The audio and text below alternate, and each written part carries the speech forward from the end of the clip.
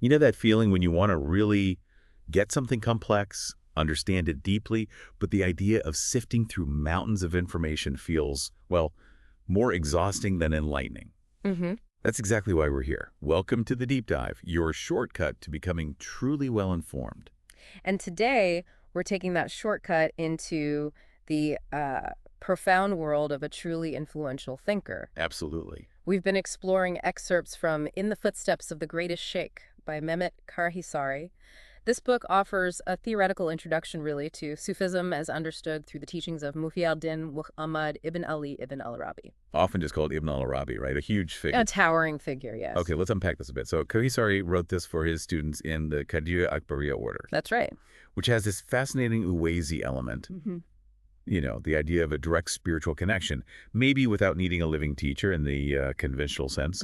Exactly. But it's important, as the book points out, this theoretical understanding is a foundation. It doesn't replace a guide if someone is actually actively seeking the Sufi path. Right, it's a starting point, not the whole journey. Precisely. And what's particularly interesting is that while it comes from a specific Sufi tradition, the aim is really to illuminate core ideas of Ibn al-Arabi that, well, resonate with all Muslims. Okay, so our mission today in this deep dive. Our mission is to pull out some of those essential insights. We'll be focusing on how Ibn al-Arabi viewed his own writings, the vital role of hikmah, often translated as wisdom, Okay.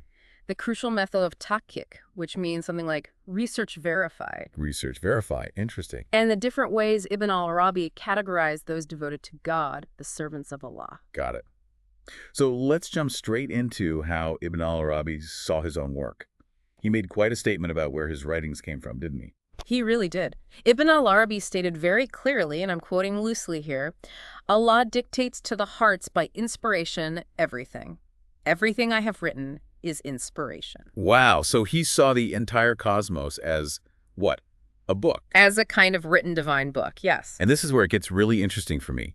He wasn't operating with the usual concerns about, who wrote what or intellectual property. Exactly. The book highlights his complete lack of concern for authorship or copyright in our modern sense. Because he saw himself as a channel. Precisely. A channel for knowledge directly inspired by the divine. And this perspective really shapes how we need to approach his texts. Meaning, just reading them literally might not get us to the deeper significance. As our source material puts it, reading is an attachment. An attachment. Like clinging to the surface. Something like that. It suggests we need a method to go beyond the surface level. Okay, so if just reading isn't enough, what's the key? That brings us to this important idea you mentioned. Get this research verify method. Yes, tahqiq. It's presented as the most vital tool, really, for analyzing knowledge within the Akbariya tradition. And someone who masters this is a muhaq. A muhaqqiq, yes, a verifying scholar. And al-Kanawi, who was Ibn al-Arabi's key successor. Spiritual son. Right. Yes. He even considered tahqiq to be both a science and a method in itself. So in everyday terms, what does that involve? How do you research verify spiritual knowledge? It sounds quite abstract. Well, the book suggests that those who possess wisdom, the al-hikmah, share qualities with those who have deep spiritual insight, the al-irfan. Okay. And crucially, Ibn al-Arabi believed that the ability to really understand the term is fahm, to understand the Quran, is essential before one can receive wisdom, hikmah. So understanding the Quran is a prerequisite. Yes, and wisdom itself, hikmah, he saw ultimately as a gift from Allah. A gift, not just something you achieve through study alone. Exactly. So tahqiq isn't just intellectual analysis. It involves deep engagement with the foundational texts like the Quran and, crucially, a receptive heart. That connection between understanding the Quran and receiving wisdom feels really central. Now, the outline also mentioned hikmah itself, wisdom and rushed. That's translated as maturity. Yes, rushed. Maturity or guidance. These are core concepts, too. So how do they relate? Well, the book points to Surah Al-Kahf in the Quran, the story of Moses and Khidr. A famous story. Indeed. Moses asks to learn from Khidr's special knowledge, which is called rushed in the verse, and it's described as meaning guidance and true path. Guidance and true path. And the divine name al-Rashid reinforces this. It means the one who brings someone to maturity or guides them rightly. So when we talk about maturity here, it's not just about, getting older or worldly experience? Not at all. In this context, maturity rushed means being in the realm of meaning, or the world of meaning. A deeper level. A much deeper level of understanding beyond the surface appearances. And the book makes a really powerful point here. Which is? That the individual self, our own ego perhaps, can actually be the biggest barrier, the most significant curtain obscuring this realm of meaning. Wow, that's quite an image. The self as a curtain blocking deeper meaning. It is. And where does wisdom, hikmah, fit into this picture then? Hikmah, wisdom, is presented as a type of knowledge that has sort of always been present throughout human history. It's called the greatest heritage. A timeless knowledge. Yes. And interestingly, the book raises the idea, quite provocatively, that modern ways of knowing, maybe focused solely on the rational or empirical, might actually lack this essential wisdom. That's definitely something to think about, especially today. The outline also mentioned different streams within Sufism related to wisdom and knowledge. That's right. Looking at Sufi history through this lens, the source identifies two main streams, broadly speaking. Okay. The group belonging to wisdom, the al-hikmah, and the group belonging to knowledge, the al-marifa. So wisdom and knowledge are distinct here. Yes. The book clarifies that hikmah, wisdom, is considered a distinct science and ilm in itself. It's different from marifa, which is often translated as Gnostic or experiential knowledge. Okay, so hikmah is a science, marifa is more experiential. And this distinction further leads to another division within Sufism mentioned in the text. The group of scholars, al-ilm, who focus on the science aspect, and the people of states, al-hal, who emphasize direct spiritual experiences. Right. And wadat al-wujud, the unity of being, which is so central to Ibn al-Arabi. Where does that fit in all this? Good question. According to the Akbariya school, as presented here, wadat al-wujud is considered the marifa, that Gnostic experiential knowledge that arises from wisdom, from hikmah. Ah, so wisdom is the foundation, and unity of being is the experiential knowledge derived from it. That's the understanding presented, and it's primarily in the writings of Ibn al-Arabi himself that this particular understanding of wisdom as the basis for marifa is found. So, Ibn al-Arabi is clearly at the heart of all this. Let's delve a bit more into his life and the Akbariya order itself. He sounds like a fascinating figure. He really is. Muhyi al-Din Muhammad ibn Ali ibn al-Arabi, born in Andalusia, modern-day Spain. He's the founder of the Akbariya order and remains just a foundational mystical thinker in Islam. And those titles he has, Sheikh al-Akbar. Sheikh al-Akbar means the greatest master, and he's also called Muhyi al-Din, which means revivifier of the faith. Both show the immense respect he commands. The book touches on his early spiritual experiences, doesn't it? His awakening. Yes, it does. Ibn al-Arabi recounts having a very significant spiritual awakening in his adolescence in Ishbiliya, Seville. What did that lead to? It led him to periods of intense seclusion, khalwa, and ascetic practice, riyaza, sometimes lasting over a year, apparently. Wow. And he said it was through these demanding practices that the gates of knowledge, marifa, began to open for him. He mentions Abu al-Abbas al-Uryabi as his first mursid, his first spiritual guide. And the meeting with Khidr, that sounds like a major turning point. Absolutely pivotal.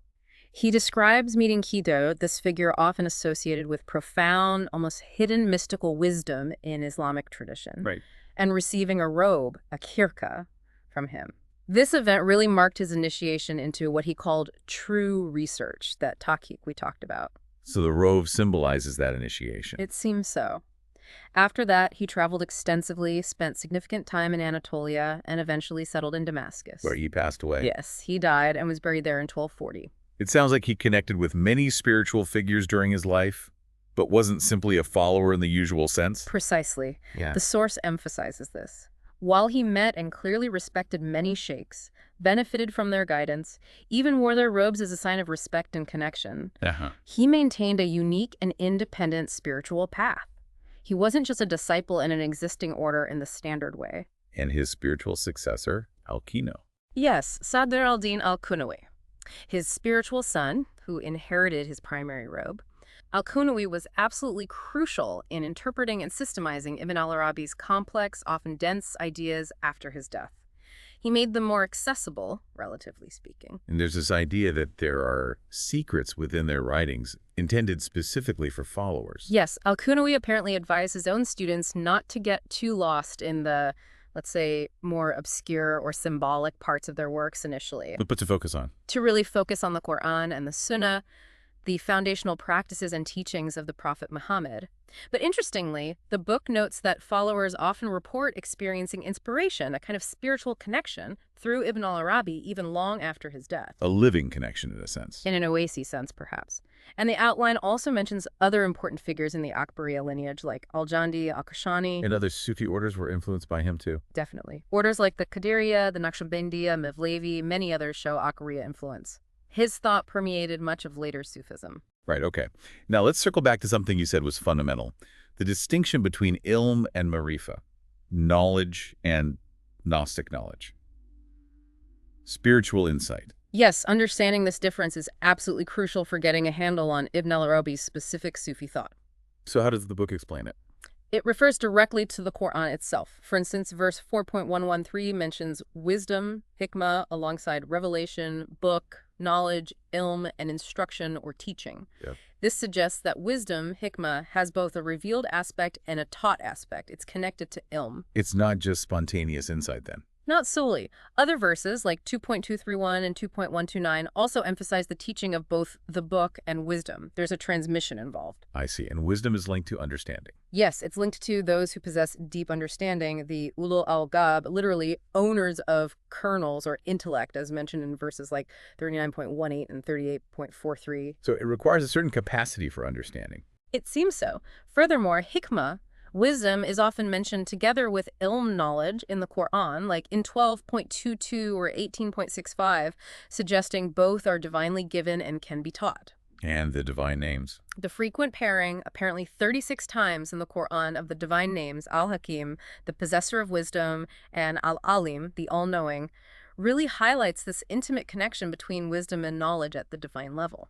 And the Quran itself is the ultimate source for all of this. Absolutely central. The Quran is seen as the ultimate wellspring of all spiritual truths, all secrets. The book explains that a true seeker, a murid, can find everything they're looking for within the Quran. Through recitation. Through its recitation, yes, which is understood not just as reading words, but as an act of deep obedience and surrender to the divine speaker. And the Quran has many aspects. Many names and qualities mentioned. The word, verses, light, guidance, healing, mercy, remembrance, the book itself. Each name carries its own weight and significance.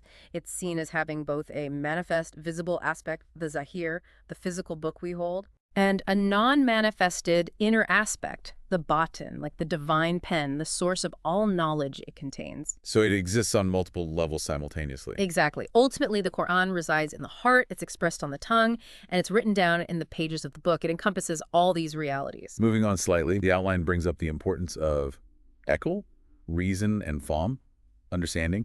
How do these fit in? Reason, ekal, is highly valued, definitely, but specifically when used properly. The text mentions owners of lub reason. A lub, meaning the core. The essence. Yes, the kernel or essence of intellect. These are individuals whose reason is sound and readily accepts what comes from Allah. They don't get caught up in intellectual objections based purely on limited human reasoning. As opposed to those rationalists mentioned, perhaps, who engage in extensive thought but don't necessarily ground it in this essential lub, this core receptivity to divine truth. They might miss the point, in a way. And understanding, fahm. That's described as a high rank. A very high rank, yes. Understanding, fahm, is what allows one to truly benefit from knowledge, to utilize it. It's the capacity that enables knowledge to be effectively transferred from teacher to learner and be internalized. Without it, knowledge is just information. Pretty much. It remains superficial. The book uses a powerful analogy here, comparing those who understand to people who can see, and those who lack fahm to the blind. They might possess the data, but they can't perceive its meaning or significance. That makes sense. Now, the concept of Rasik Ulama, those firmly grounded in knowledge, who are they in this context? This term comes from a key verse in the Quran, 3.7, which talks about verses that are clear, mukam, and others that are allegorical or ambiguous, mutashabi. And some people focus on the ambiguous ones. Yes, those with deviation in their hearts try to stir up trouble using the ambiguous verses. But the Rasik ulama, the firmly grounded scholars, They are different. they are those who have reached such a high spiritual level that they witness the unity of Allah directly, and they know the true interpretation, the tawal, of those allegorical terms. How do they gain this knowledge? It's seen as a special talent or gift, a wahab, given directly by Allah. They are individuals whom Allah has granted profound knowledge, both through their dedicated scientific or scholarly efforts and through their righteous actions and spiritual purity. So it's a combination of effort and divine grace. That seems to be the understanding. Now, this next section is really fascinating. Mm-hmm. Ibn al-Arabi's categorization of the servants of Allah into 3 groups. This gives us a really practical insight into different types or levels of spiritual seekers. It does. It's a very insightful framework. He categorizes those devoted to God into 3 main groups. First, there are the abids, The worshippers. the worshippers, the subjects of Allah. These are described as modest Muslims, deeply focused on their acts of worship, like prayer and fasting and on asceticism. They are inwardly purified. But they often may not be consciously aware of or focused on the more advanced spiritual states or stations that Sufis talk about. Their focus is sincere devotion and practice, and they are deeply respected for that spirituality. Okay, that's the first group. The second? The second, considered a higher group, is the Sufis themselves. How were they described? As observant Muslims known for their impressive moral lives, their integrity, and often possessing significant scholarly knowledge as well, they understand that all actions ultimately come from Allah, and they are capable, with Allah's permission and help, of experiencing extraordinary events or miracles, karamat. They are generally recognized by others for their spiritual greatness. Okay, so the Abids focus on worship. The Sufis have moral depth, knowledge, and potentially miracles. What about the third group, the Malamis? They sound quite distinct. They are very distinct. The Malamis, or the blameworthy ones in a sense, are described as confident, wise, and spiritually advanced Muslims who intentionally conceal the depth of their faith. They hide it. Why? They live outwardly like ordinary people. They possess what Ibn al-Arabi considered the purest form of wisdom, but they are often completely unrecognized for their incredibly high spiritual station. So they blend in. Completely. A key characteristic is their constant self-condemnation or self-reproach, not out of guilt, but to avoid spiritual pride. They attribute all actions, good or bad appearing, ultimately to Allah. They actively seek to remain hidden from recognition. To avoid what? To avoid being mistakenly praised or even worshipped by others. Their spiritual maturity involves a dynamic flow, constantly changing states, not settling into a fixed spiritual identity that others can latch onto. That's counterintuitive in a way. It is. And Ibn al-Arabi considered them the greatest among the Rihal, the people of God, the spiritually realized individuals, precisely because of this hiddenness and direct relationship with Allah, unmediated by social recognition. A really insightful way of looking at different paths. Now, the outline also mentions the possessor of wisdom, the wise person. How does this person fit in? Are they one of these groups? The description seems to capture the ideal outcome, perhaps especially related to the Malami ideal, but applicable more broadly. The wise person, according to the book summary of Ibn al-Arabi, is someone who puts everything in its proper place. They give everyone their due. They judge without personal bias getting in the way. So balanced and just. Exactly. They consider both worldly life and their intended deeds with perfect measure, no excess, no deficiency. They use the appointed scales accurately. And interestingly, their first act of weighing, of assessment, is their own behavior in worldly life. Self-reflection is primary. Crucial. They communicate truth from their own level of understanding appropriate to the listener. They possess knowledge of wisdom, spiritual stations, maqamat, calculation or discernment of consequences, prognosis, and they understand the subtle difference between negligence and procrastination. That's a very comprehensive description of wisdom in action. It really covers a lot of ground, showing wisdom isn't just abstract knowledge, but lived practice. Now, drilling down into the Akbariya school itself, it has specific principles and practices, doesn't it? Yeah. And its connection to the Malamiya seems particularly important here. Yes, definitely. The Akbariya is described as Ibn al-Arabi's specific path, his school, or tariqa, order. And it's recognized as independent and distinct by other Sufi orders, even though it hasn't always been as maybe structurally widespread or famous as some others. And its core principles. It's based on 4 foundational practices: silence or speaking very little, seeking solitude or retreat, khalwa, experiencing hunger, often through fasting, and reducing sleep. These are classic ascetic disciplines, really. And conditions for practice. It also emphasizes 3 key conditions for spiritual practice to be effective. First, focusing on the hereafter paradoxically yields earthly benefits. Fine. Second, inner spiritual beauty will inevitably reflect outwardly in one's character and demeanor. And third, ordering one's relationship with Allah correctly will automatically bring order to one's relationships with people. So the inner work transforms the outer life. That's the core idea. And key characteristics or virtues. Important characteristics include patience, especially in misfortune, deep gratitude for blessings, even seemingly small ones, and complete acceptance of divine decree of fate, qadar. What about purification? It involves 2 types: inner purification, cleansing the heart of negative traits, and outer purification, ensuring one's actions are correct according to Islamic law and ethics. There is a strong emphasis on strictly avoiding any situation or even words that could be disreputable or lead to misunderstanding. Protecting one's spiritual state. Yes. And daily practices are mentioned too, often involving specific litanies or dhikr, like reciting Astaghfirullah, I seek forgiveness from Allah, la ilaha illa Allah, there is no God but Allah, 100 times each, things like that, as a baseline. And for someone to really integrate into this path, what's needed? The book mentioned 5 keys. Yes. 5 keys for integration or success on the path. First, having a natural aptitude or talent for this kind of spiritual work. Okay. Second, absolute sincerity, ikhlas, doing it purely for Allah. Third, a firm, unwavering belief in the principles of the path. Right. Fourth, belief in the Sheikh's guidance, understanding that his words, which might seem diverse or even contradictory on the surface, actually make sense when understood at different levels appropriate to the seeker stage. Trusting the guide's wisdom. Exactly.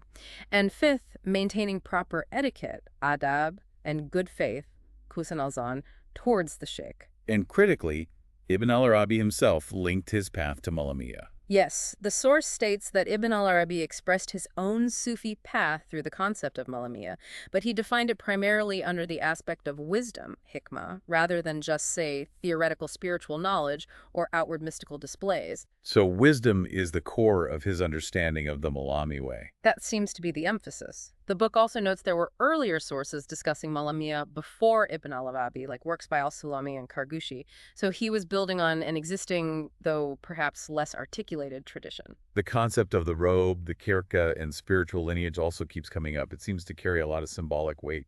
It really does. There's that significant story mentioned about Abd al-Qadir al-Jilani, a hugely important Sufi master himself, predicting Ibn al-Arabi's arrival decades later and entrusting his own robe, his kirka, to be given to him. And someone eventually delivered it. Yes, a sheikh named Jamal al-Din Yunus of B. Yahai fulfilled this instruction years later in Mecca, formally making Ibn al-Arabi a disciple in that lineage and bestowing the robe. Wow. And Ibn al-Arabi later passed this specific, very significant robe on to his close disciple, al-Kinawi. But he received other robes, too. Yes, the text says he received 6 other robes from different sheikhs as tokens of connection and blessing, and significantly, 3 of those were said to be directly from Khidr. Khidr again. So the robe is more than just clothing. Much more. It symbolizes spiritual transmission, the passing of blessings, baraka, and authority within a lineage. Ibn al-Arabi himself referred to the deeper meaning as the garment of piety. And it wasn't just men receiving these. No, and this is quite remarkable for the time. The source highlights that Ibn al-Arabi gave spiritual robes signifying this deep connection and authorization to 25 female students. 25. Yes, and 2 male students explicitly mentioned in this context, figures like Fatima bint Yunus and Zainab bint Zikyuddin. It shows a profound respect and recognition of women's spiritual attainment. And some were authorized to pass it on. Yes, some of these women were even given ijaza authorization to transmit the robe and its associated spiritual lineage to others. It's quite significant. The book also mentions later figures connected to this lineage, like Akhshemsetten, the tutor of Sultan Mehmed the Conqueror. Okay, this brings us to a really crucial practical point. How should one actually approach reading Ibn al-Arabi's works It's clearly not straightforward. Definitely not light reading. As we touched on earlier, the phrase reading is an attachment comes up again. Me It implies adhering to the guidance found within the books, almost as if the book itself is a murshid, a guide. Ibn al-Arabi himself, apparently considered one of his earlier works, Mawaki al-Nujum, The Stations of the Stars, to be incredibly important in this regard. How so? Even suggesting it could, in some ways, be superior to a physical murshid for guiding the seeker. That's a strong claim. That is. However, our source text strongly emphasizes the importance, especially for beginners, of having a competent, knowledgeable, and authorized murshid to help navigate the sheer complexity and potential for misunderstanding in his writings. So guidance is still recommended. Highly recommended.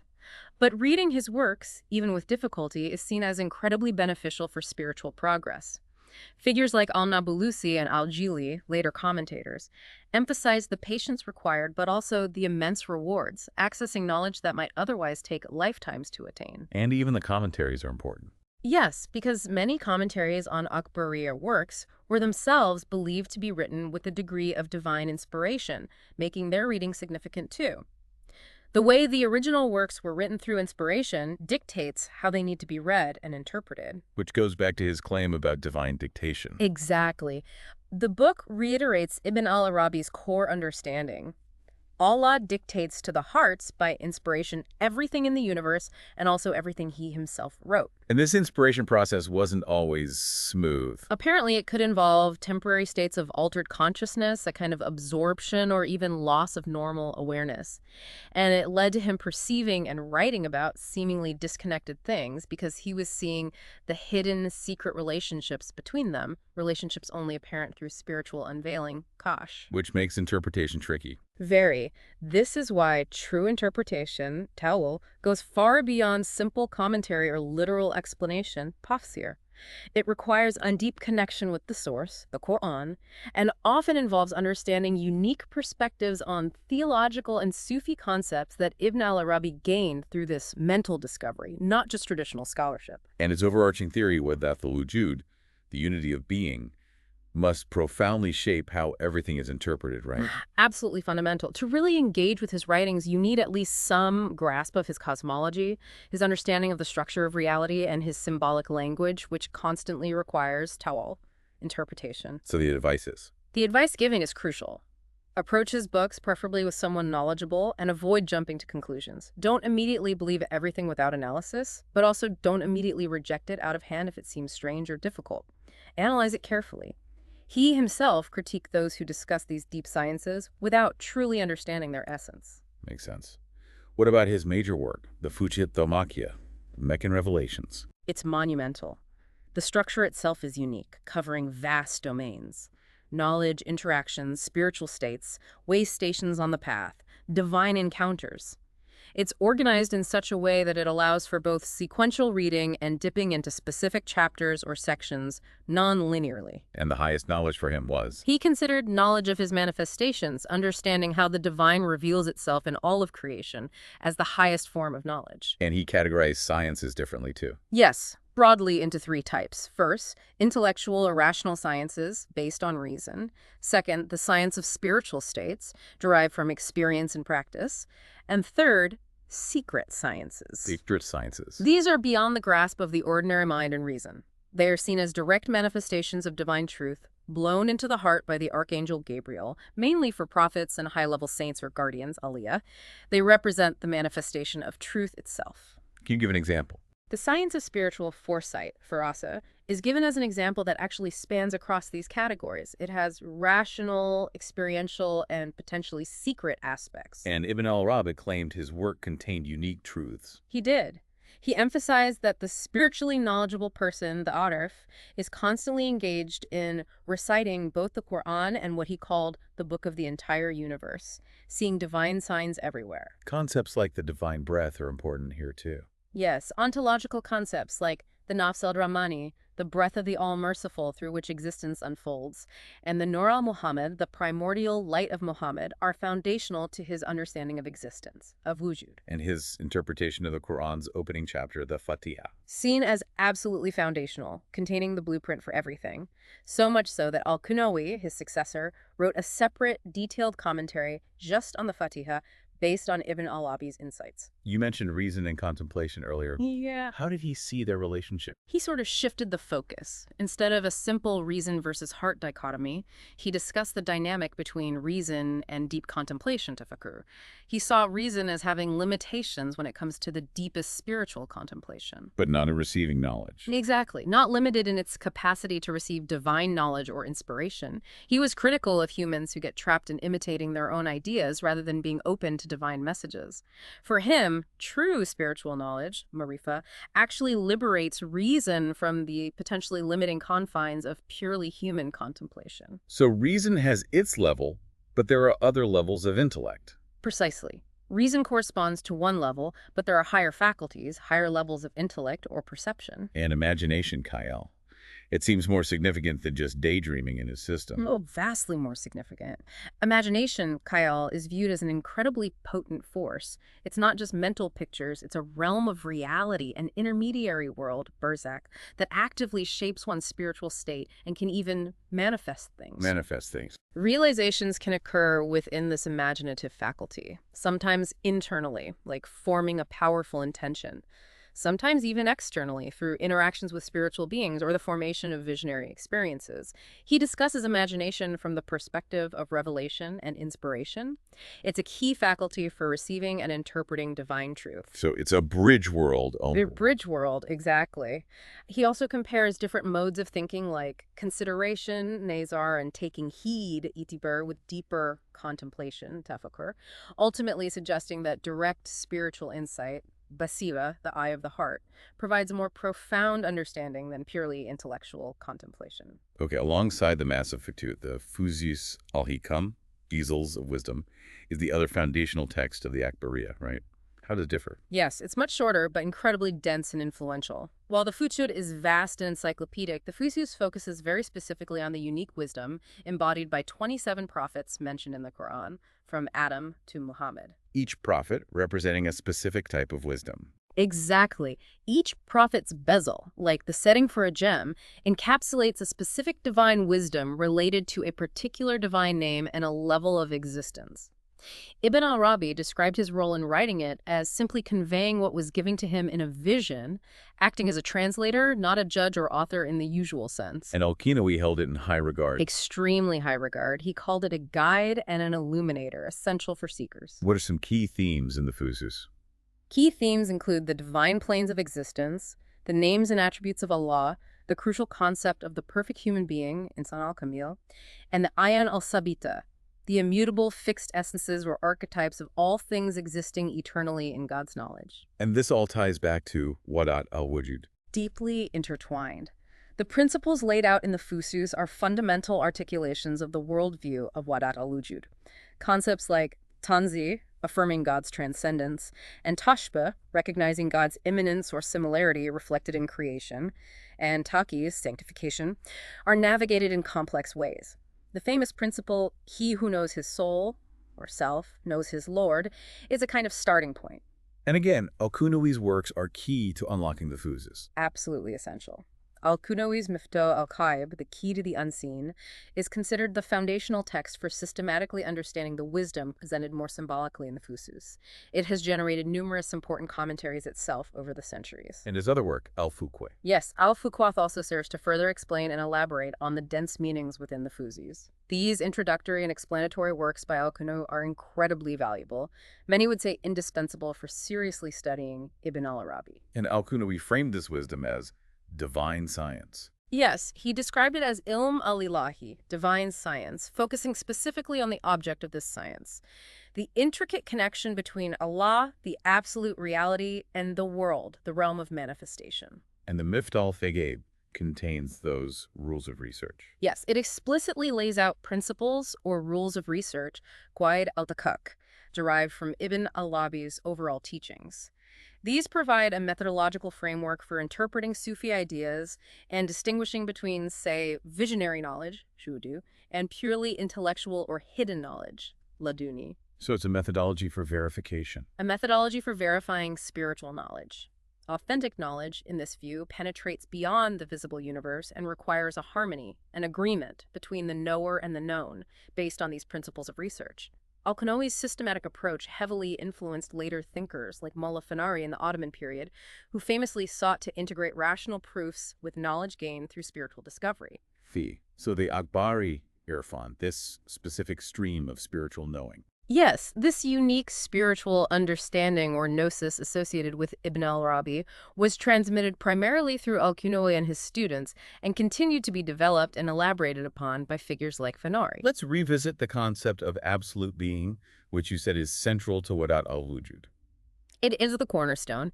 Ibn al-Arabi's system posits that Allah is the only true, necessary, independent existence, wujud.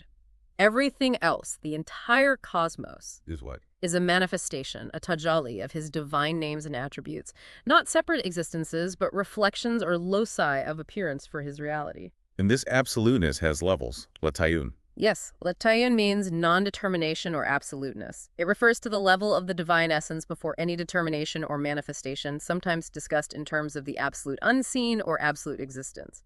Al-Qunawi elaborated on this, describing absolute existence as having two aspects or sides. Leading to creation. Leading to the emergence of the world through Allah's will, iroda, interacting with the potential inherent in the fixed entities, the ayan al-sabita, those eternal archetypes in God's knowledge. And the first determination and first manifestation.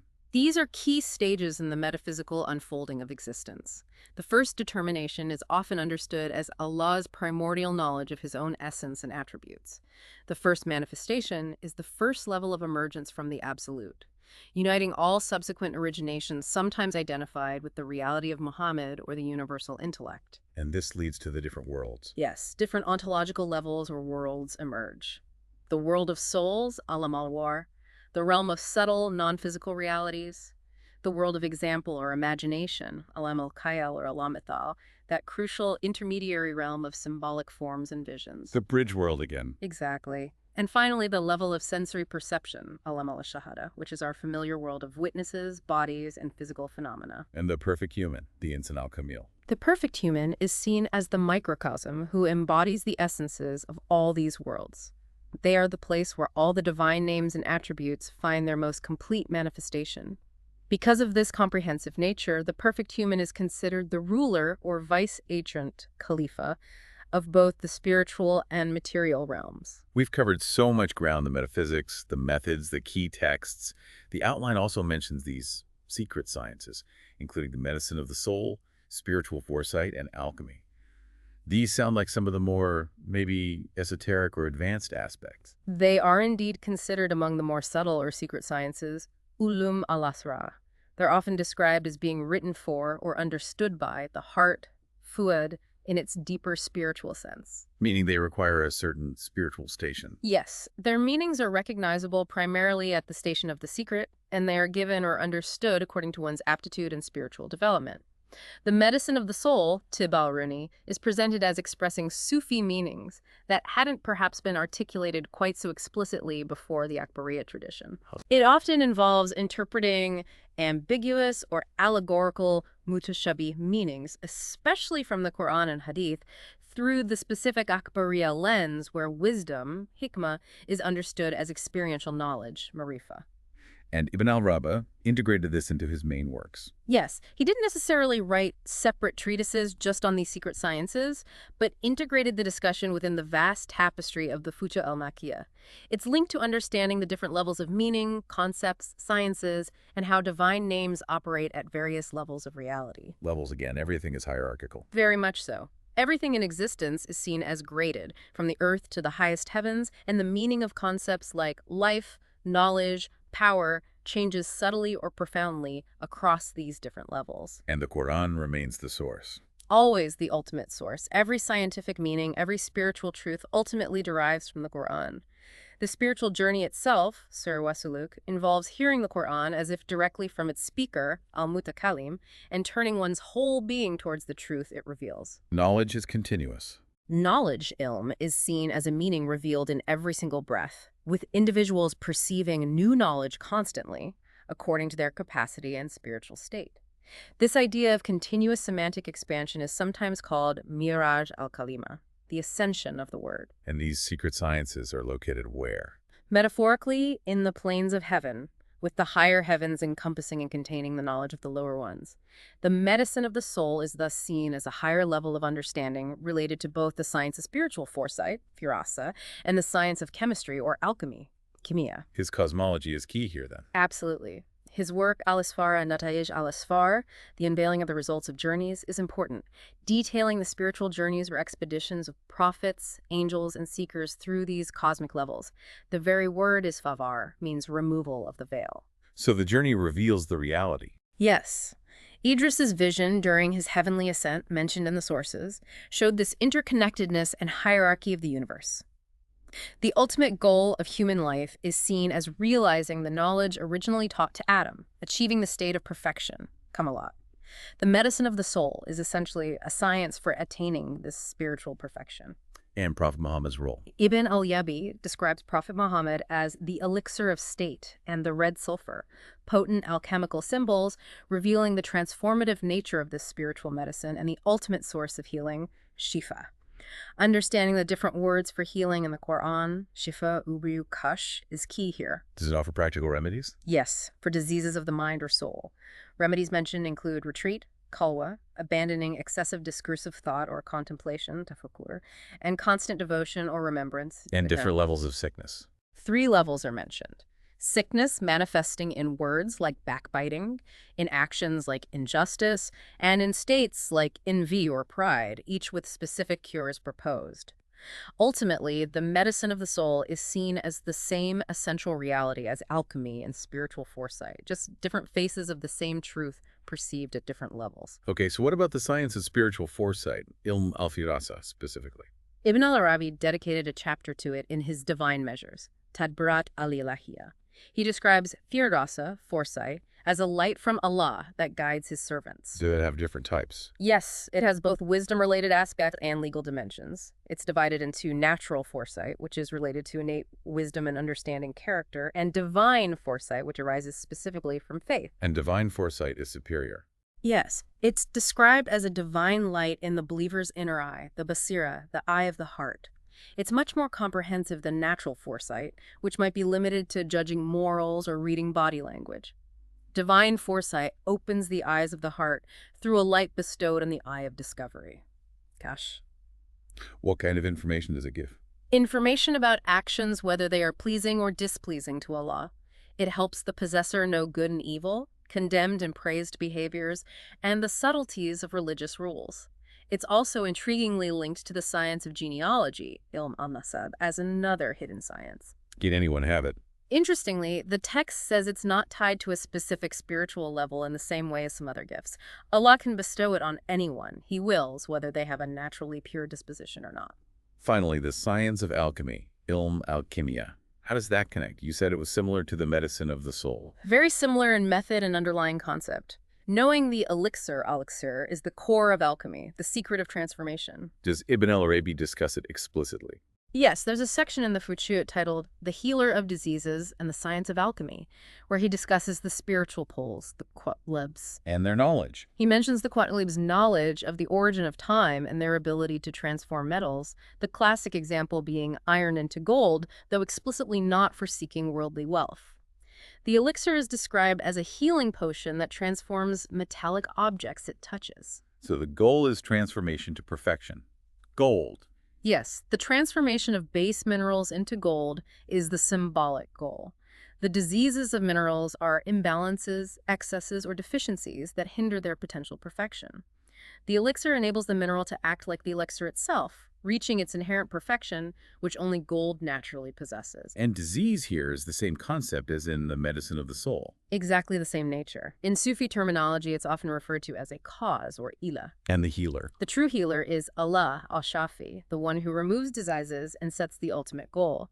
The cure only comes from him as the ultimate cause of causes. But ilah can mean reason or cause too, right? Yes, that's a key point. Ilah means both disease and reason or cause.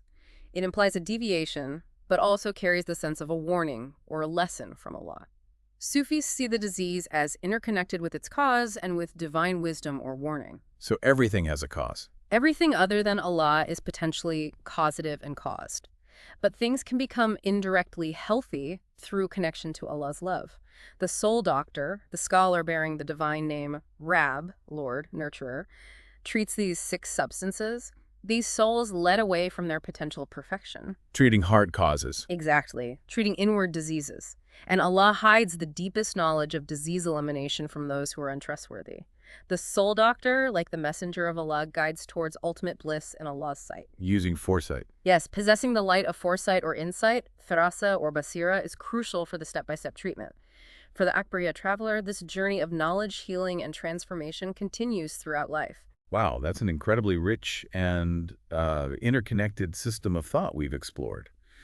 So, to try and bring it all together, what are some of the key things we should really take away from this deep dive into Ibn al-Arabi's ideas, as presented in Karahisari's book? Well, I think we've seen the profound importance he placed on divine inspiration as the source of his writings, which changes how we even approach them. We've seen the absolute necessity of a method, Tahqiq, for truly understanding complex spiritual texts. It's not just casual reading. Right, that verification process. Exactly. And the central role of wisdom, hikmah, as a distinct and vital form of knowledge, perhaps different from what we usually think of as knowledge today. And the different ways people can be devoted. Yes, his fascinating categorization of different types of devotion, the Abid, the Sufi, the Malami, gives real insight into diverse spiritual paths. And, of course, the intricate connections he drew between spiritual healing, self-knowledge, alchemy, foresight, and the very structure of the cosmos within this whole Akbariya framework. It's all deeply linked. So for you, the listener, maybe the real aha moment here is recognizing that this seemingly vast, maybe even overwhelming body of work actually offers a unique and surprisingly coherent framework. It's a way to understand spiritual and philosophical ideas as deeply interconnected. It's a reminder, isn't it, that there's often a deeper level of meaning to explore beyond the surface of things, beyond just the literal words. Precisely. And understanding these core concepts, even just at this introductory level we've discussed, can really enrich your own search for meaning and truth, whatever your background or specific area of interest might be. It offers a different perspective. A broader, perhaps more holistic perspective on the inner dimensions of Islamic thought and spirituality, certainly. So maybe a final thought for you to mull over. The journey of truly grasping the depth of Ibn al-Arabi's wisdom, much like that Quranic expedition mentioned in our source. Well, it's likely a lifelong pursuit, isn't it? It certainly seems that way. But even these initial insights, these glimpses into his world, can offer a powerful new lens. A lens through which to view the world, and maybe our own place within it, inviting that ongoing exploration and reflection, even right here in our own modern lives.